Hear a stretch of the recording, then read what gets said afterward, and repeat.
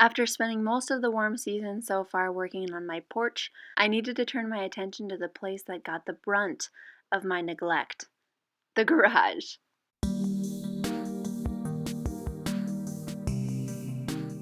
Hey everyone, it's Melissa from Welcome to the Woods.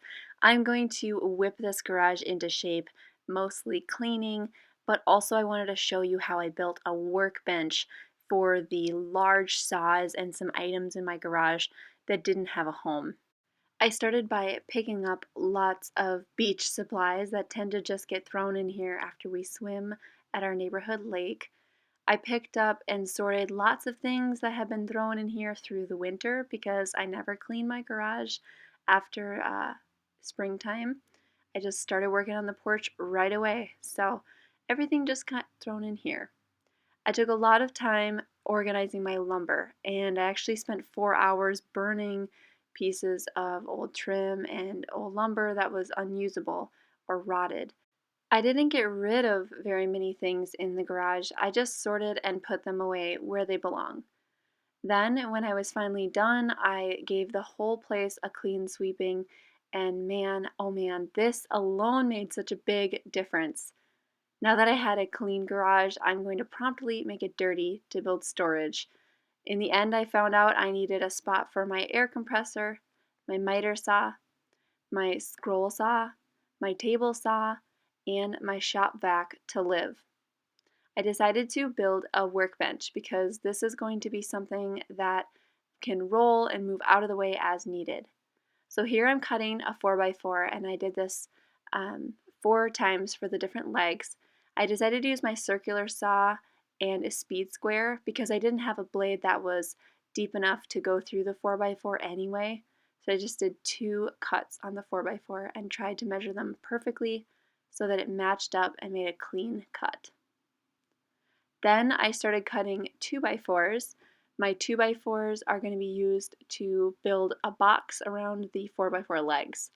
So I'm using my miter saw to cut these quickly. I will leave a list of the materials used in the description box because all the lumber that I bought for this project cost me about $70 at the Menards home improvement store. Menards is mostly in the Midwest, but I imagine the prices aren't too much more expensive at Home Depot. So you can build something similar with just a handful of specific boards to buy. So look for that in the description. I'm making my bench about 34 inches tall. That includes the height of the casters, which is 5.5 inches.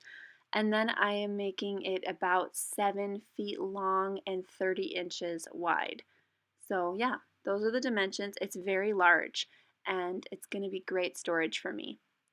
I'm using my Craig jig here to, well actually I'm not using it, my son Nick is using it. I'm teaching him how to drill the Craig jig, and we are drilling pocket holes to do 45-degree angle screws on the 2x4 box. I did a similar method when I built my bed swing recently. If you watched that video tutorial, it was just published last week, so go check that out. These 2x4s were easy to drill on my clamp and master system, but for the longer 2x4s, I needed to use my Craig Jig Mini, clamp it into place, and then drill this way in order to get the pocket holes screwed in the right spots. Once I had all of my pocket holes drilled, I simply assembled the box against the floor of my garage, which I deemed as fairly level, and I held everything together as I screwed the 2x4s into the 4x4 legs. This is a very simple project, and I was excited to share this as I was making it in my stories on my Instagram. So if you have Instagram, don't forget to follow the link in the description of this video and go follow me because you get to watch me build my projects and do my DIYs behind the scenes in my stories. So this project only took me 1 day. I did it from start to finish in 1 day. I cut all the wood in the morning. I spent a lot of the afternoon assembling. I took a break and went swimming, had supper, put the kids to bed, and then I finished up at night. So you will see an outfit change, but I promise you I did this all in 1 day. Then I flipped the whole thing over, and while it's already looking like a table, I did the same process with more 2x4s along the bottom because I'm also going to be putting on a shelf. Once these pieces were all assembled, I had to measure the space between because I wanted to put in a few boards that were support pieces. And in this part, I'm using reclaimed leftover lumber that I had to use up, but my supply list will allow enough 2x4s for you to also add these supports between your bench. So I'm putting 2 on the top and 2 on the bottom. These are going to support the 1x10s I run for the shelf and the top of the workbench.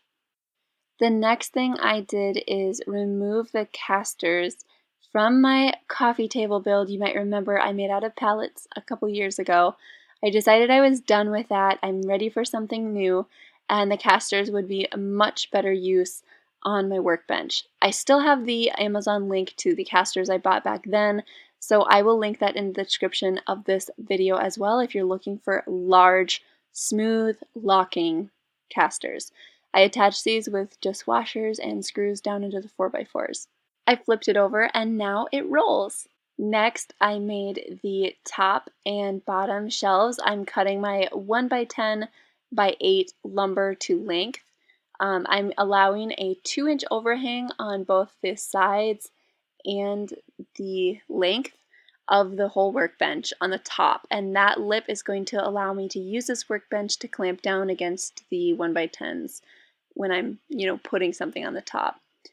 But I didn't need a lip on the shelf, so the shelves I cut exactly to the length of the 2x4s, and then I had to notch out a spot for the 4x4 legs. So how I did that is I just took a spare piece of the 4x4 block, traced it, and then I used my circular saw to cut this out. Might be easier with like a jigsaw or something, but I just bought a new jigsaw and it hadn't come in the mail yet the day that I was building this workbench. So in the future, that's what I'll use. At this point in the project, it was getting a little bit late, but I was determined to finish this in one day. So since all of my 1x10s were already cut to what I needed, I just laid them out and I drilled them down. I made sure to sink all of my screws down below the surface of the lumber so that I have a nice flat surface on my workbench. That is it. I'm so happy with the function of this workbench because all of the things I needed to store fit on the bottom shelf, and my measurements make it fit perfectly below our pegboard of assorted tools.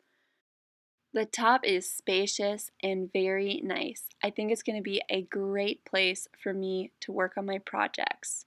And that lip that I created is perfect to clamp down my pieces onto. So I want to show you here the rolling mechanism of the casters. Having it on casters is going to make this workbench so versatile for us. I come from a big family, so I think this is going to work great for extra serving table space as well. I can easily roll it outside and even leave my saws on the bottom shelf. Here I'm bending down and showing you the locking mechanism. So I place the casters that lock. There's 2 of them in the pack of 4 casters on opposite corners, and when you lock both of them, I cannot move this workbench. It's really sturdy, so that works great. I unlock it here, and again, it rolls easily back into place. The combination of cleaning and organizing and just putting things away really transformed our garage.